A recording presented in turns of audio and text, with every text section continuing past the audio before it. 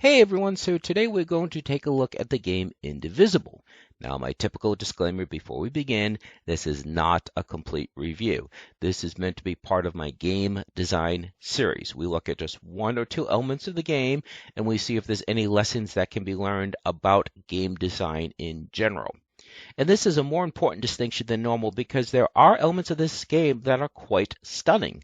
The character designs, the cel-shaded animation, it all looks incredible. But it is also self-evident. You can see the visuals, you can see they're stunning, really isn't anything there to analyze. So I want to take a look at some of the elements of the game that I think are a detriment to the game as a whole and how this game could have been better. So let's begin.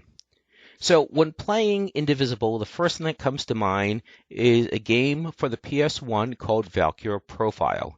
It too was a turn-based RPG. It too had 4 playable characters at a time.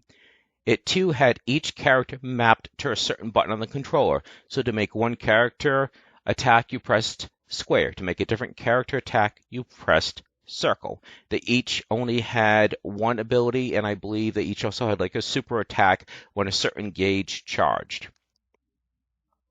Overall, this approach did 2 things. It emphasized quantity of characters over quality of characters. That is, you had a bunch of characters to choose from, but they didn't have many abilities. Again, you had like a default attack and a super attack. This also simplified the control scheme, so there was absolutely no menu surfing. Everything was a top-level control. You hit a button and they attacked. So this brings us to Indivisible, which is also turn-based RPG, party of 4. The characters are each mapped to a button, but Indivisible builds on this by adding up and down keys, for one thing, and it adds a reflex-based element. So, during certain battles, you need to switch between types of attack. So it's not just that you're pressing the triangle key, you're pressing up and the triangle key to maybe juggle the character into the air. Or you have to press down attack and then up attack to break their defense. Something like that. Now, normally I have no problem with the idea of switching up attacks because that's part of a good strategy. I remember in an RPG years ago where there was an enemy that had really heavy armor. So what you had to do is you had to heat up the armor with a bunch of hot attacks and then hit the armor with cold to break the armor because you're going from a hot to a cold temperature quickly, and that would break their armor. But then, once you broke their armor, you had to do something else for the rest of the battle. The armor was broken and didn't need to be broken again. So it created a long-term strategy for fighting this enemy. So here, you do have to switch between different attacks, but timing is also important, and timing is important for a couple reasons. A, you could accidentally do the wrong attack, and so it doesn't have the effect that you wanted to. Also, certain attacks, you may juggle an enemy up in the air, but now the other characters can't hit it because they don't have an air-based attack. So this real-time control also extends to defense. The same button that you use to initiate an attack is also used to defend. There are 3 outcomes for defense. A, you could not press at all and you take full damage.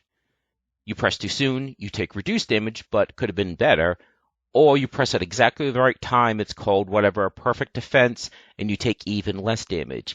This later gets reduced to just 2 options because there's certain enemies that can just like pick you up. And so it's simply you either press at exactly the right time or it's as if you didn't press at all.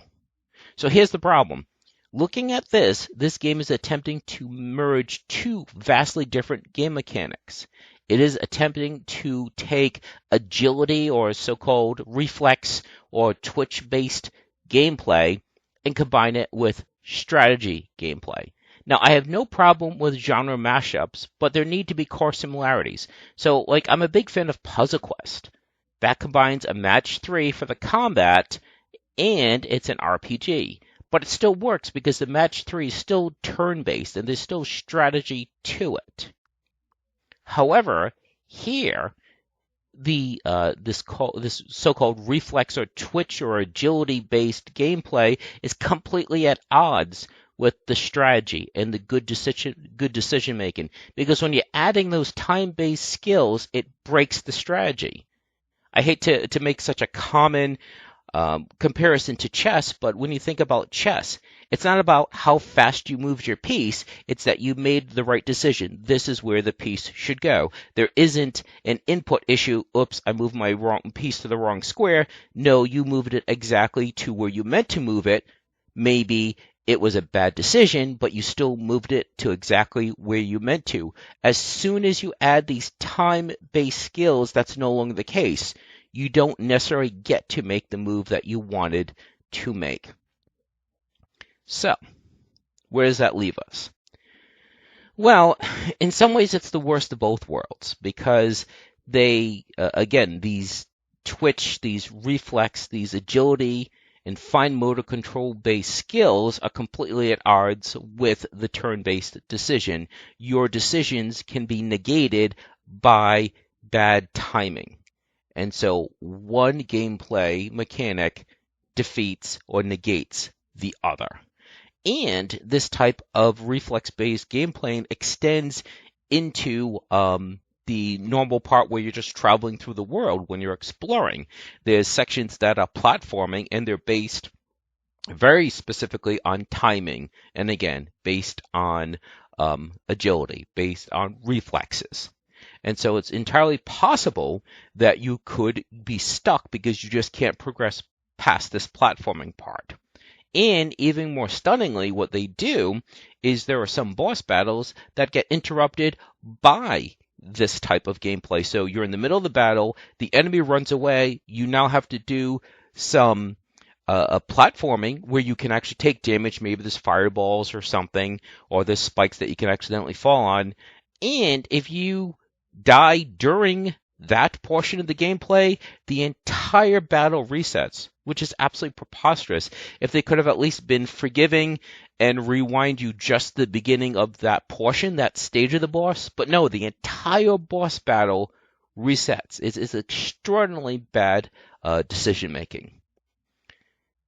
So, it was almost like as if someone said, well, platforming games were really popular during the early 90s, and turn-based RPGs were really popular during the early 90s.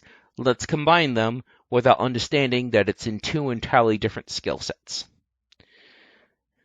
Anyway, so we've discussed before how you can try to make RPGs feel a little bit less sluggish while not compromising the core gameplay, and I don't think this was the way to do it. I still think the way forward is that you need a context-sensitive taskbar or skill tray.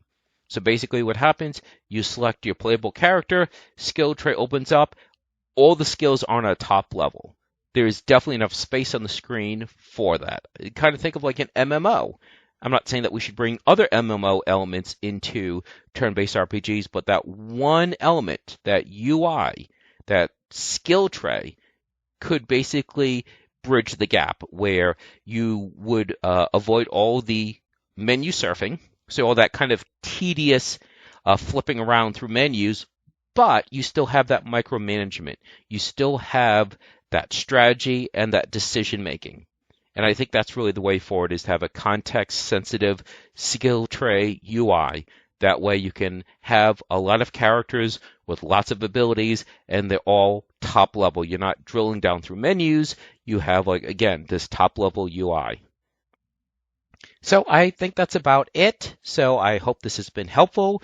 And certainly if you enjoy the game, great. I'm just pointing out certain things that I think really could have been done much better. There are so few turn-based RPGs. I kind of wish that they didn't try to do things like this, that they just simply accepted it was a turn-based RPG without trying to dress it up with something else to try to make it a little more real-time. But anyways, so if there's anything else you'd like to see, just let me know, and I hope you have a good day.